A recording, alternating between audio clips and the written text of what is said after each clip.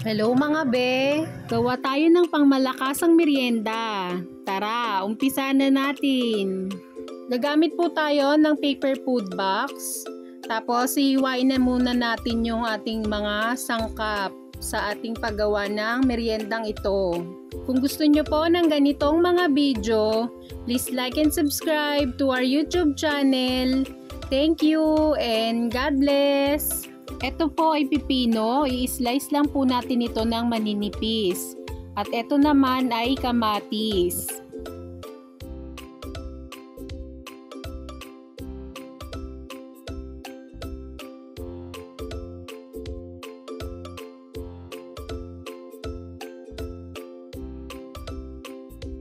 Ayan po, si Daddy yung naghihiwa ng ating kamatis kasi rest day niya.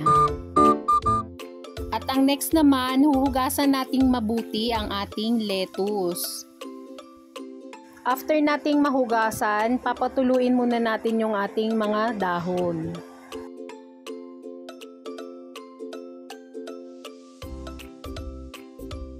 At ang next naman ay bubuksan na natin yung ating sosyal na kalan.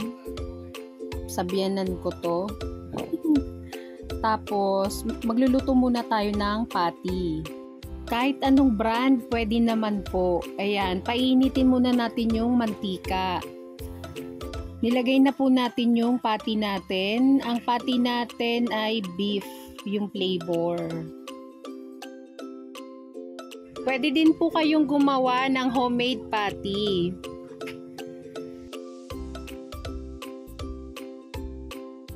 Ayan, binaliktad na natin ang ating patty. Tips lang po, hindi natin kailangan ng bonggang gamit or yung talagang burgeran. As long as kaya nating magluto, meron tayong kawali at lutuan, pwede na po yun pang start. Iahon na po natin ang ating patty bago pa masunog.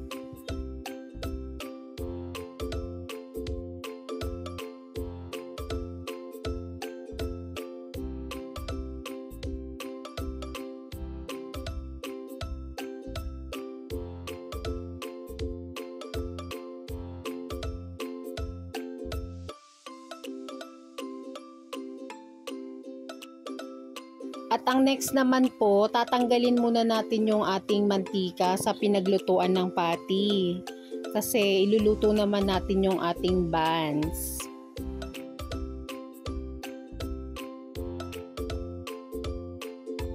Mas masarap po yung ating buns kapag i-fried muna natin ito, no? Siyempre, kung gagawa tayo ng merienda, mas masarap talaga yung mainit-init pa.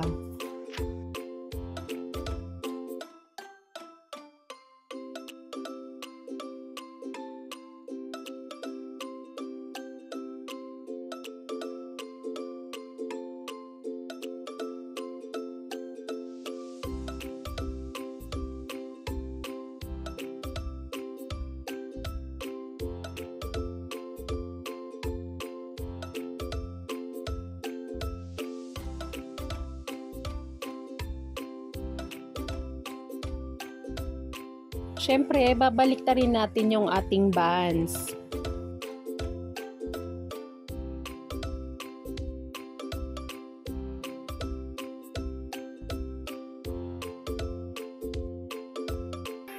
At ang next naman ay magluluto tayo ng fries.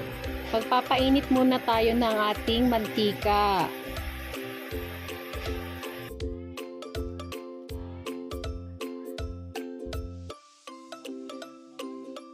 Kung gusto niyo po ng ganitong mga video, please like and follow our FB page. Maraming salamat!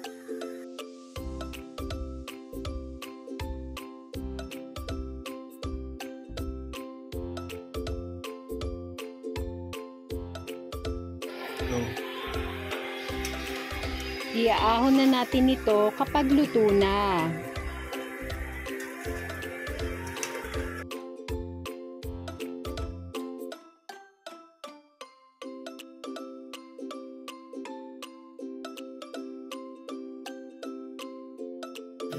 Mag-a-assemble na po tayo ng ating merienda na pang negosyo. Gagamit po tayo ng buns. Ayan, buksan lang natin ito. Tapos, maglalagay po tayo ng mayo ketchup. And then, ng patty. Maglalagay tayo ng 2 peraso ng tomato. Sliced tomato.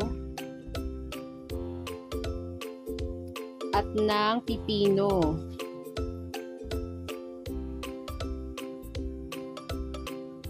After nyan, ang ating lettuce. Ifo-fold lang natin yung lettuce natin para magkasya sa ating buns.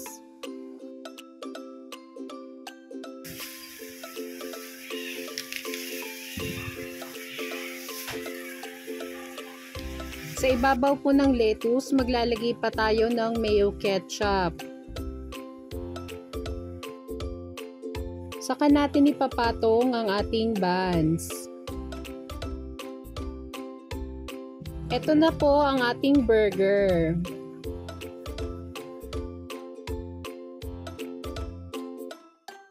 Ilalagay na po natin sa food box.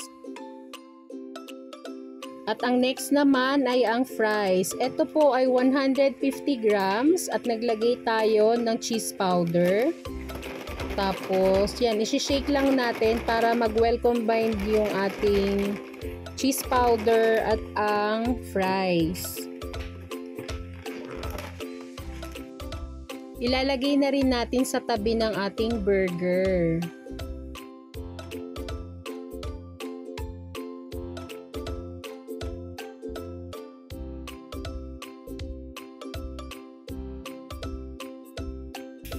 Lalagyan natin ng toppings na mayo ketchup ang ating fries.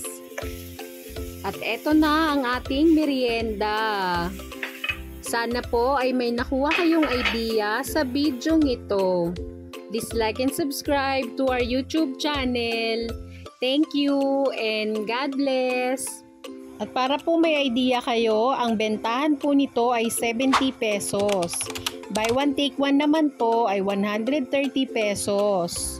Thank you for watching!